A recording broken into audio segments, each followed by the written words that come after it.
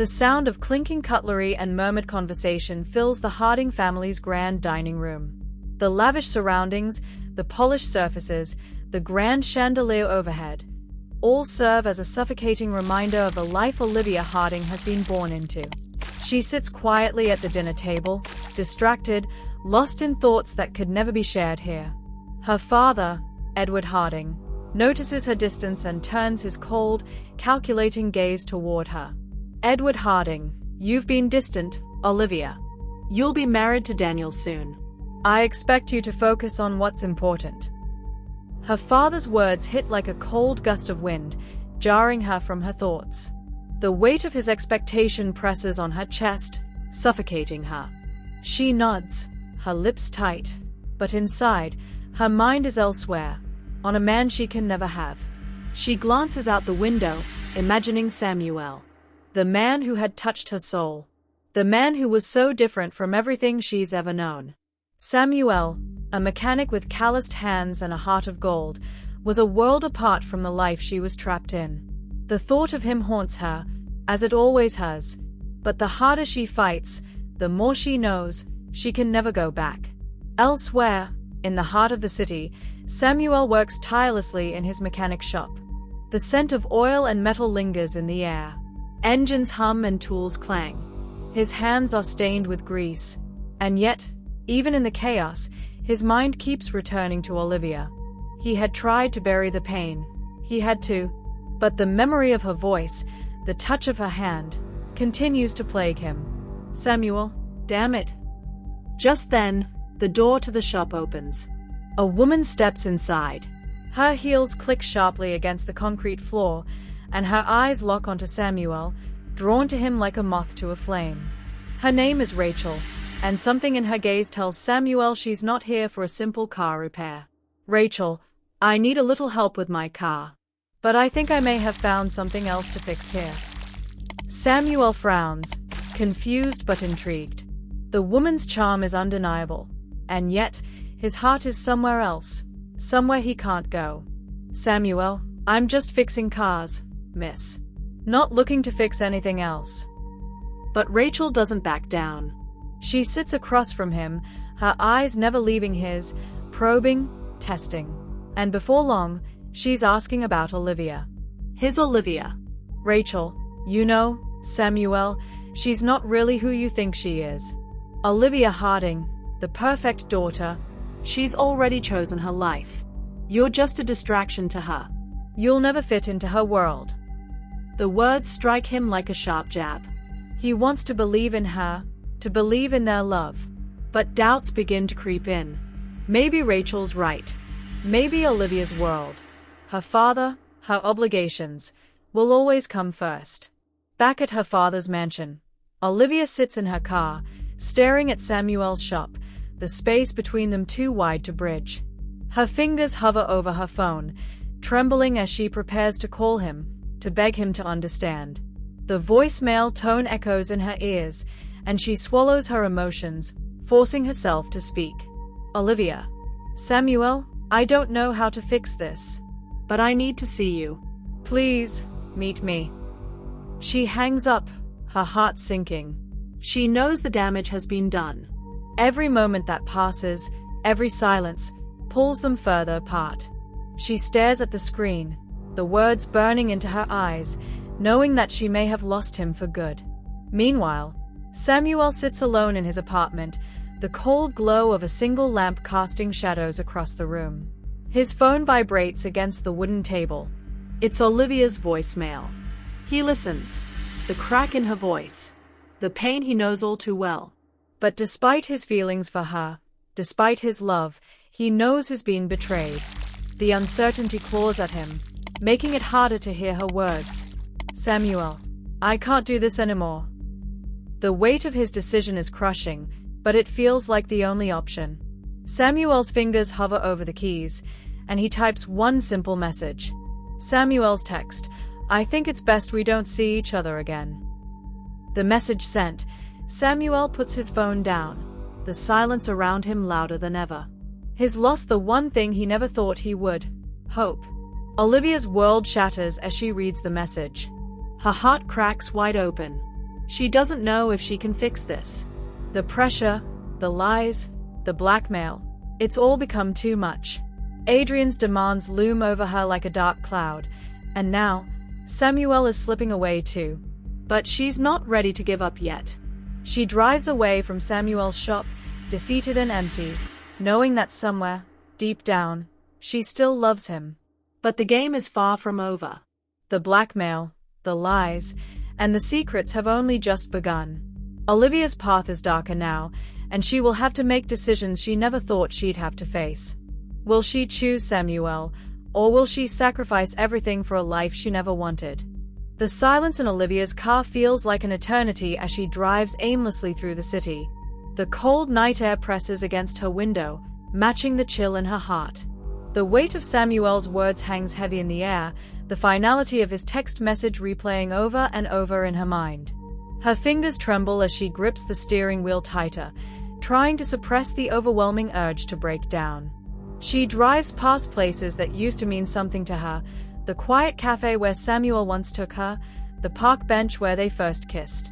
Everything feels like a distant memory now, a chapter in a book she can't seem to close.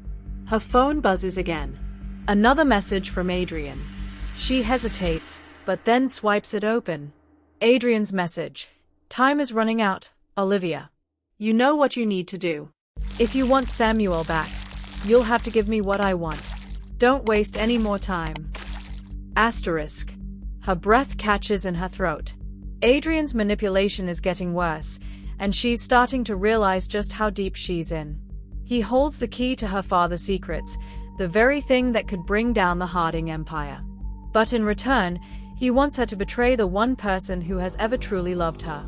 Samuel sits on the edge of his bed, staring at the phone in his hand. The screen is cracked, but it's Olivia's voicemail that's etched in his mind, the pleading in her voice, the desperation. He lets out a heavy sigh, pushing the thoughts of her away as he stands up and walks over to the window. Outside, the city lights flicker like distant stars. He doesn't want to be here, not in this small apartment, not with the weight of everything that's happened.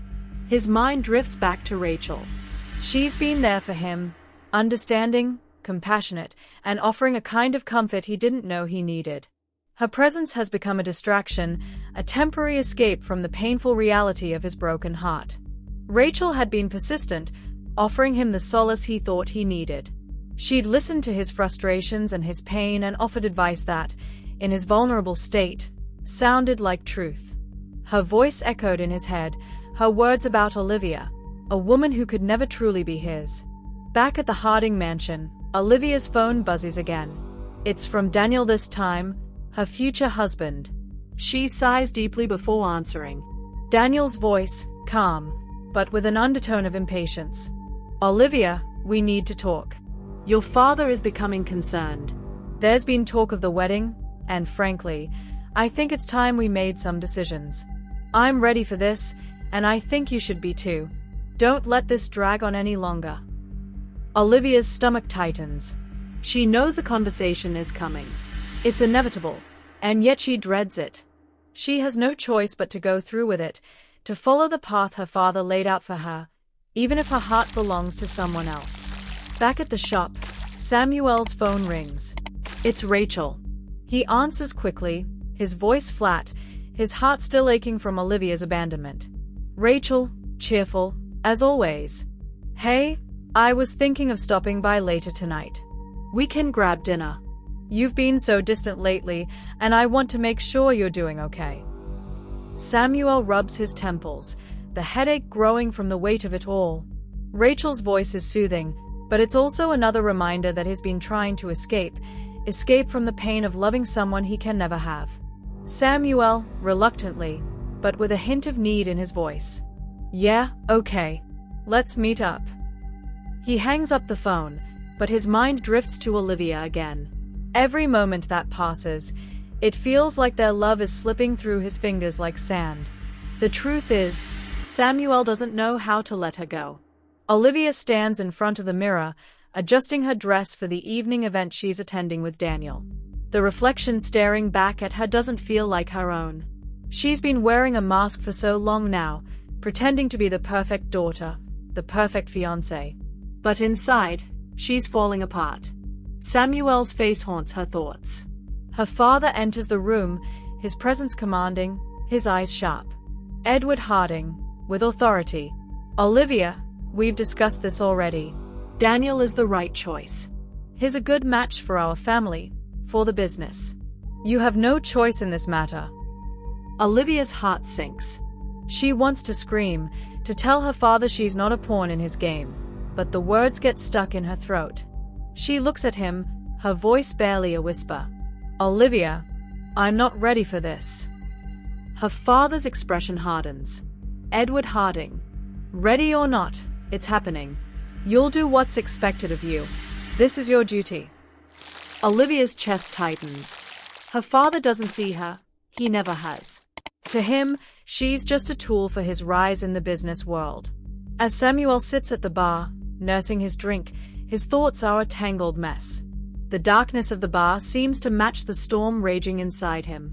Rachel sits next to him, her presence warm and comforting, a stark contrast to the cold loneliness that wraps around his heart.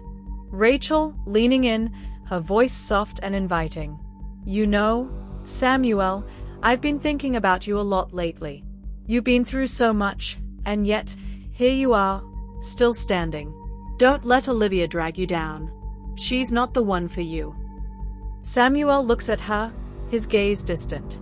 He knows Rachel's words are a form of solace, but they don't erase the truth that's always lingering in the back of his mind. Olivia still holds his heart. No one else will ever compare. Samuel, with a heavy sigh. I don't know what to believe anymore. Everything's become so messy, and I'm not sure if I can fix it. The night stretches on, but for both Olivia and Samuel, the weight of their decisions looms large. Olivia is caught between her duty to her family and the love she still feels for Samuel. Samuel, too, is torn between the woman who has been there for him, Rachel, and the woman who has always been the love of his life, Olivia. As the distance between them grows, so does the pressure. Each moment that passes feels like an impossible choice, a tug-of-war between love, loyalty, and the future they each must decide for themselves. End of Part 2. The struggle, fade to silence.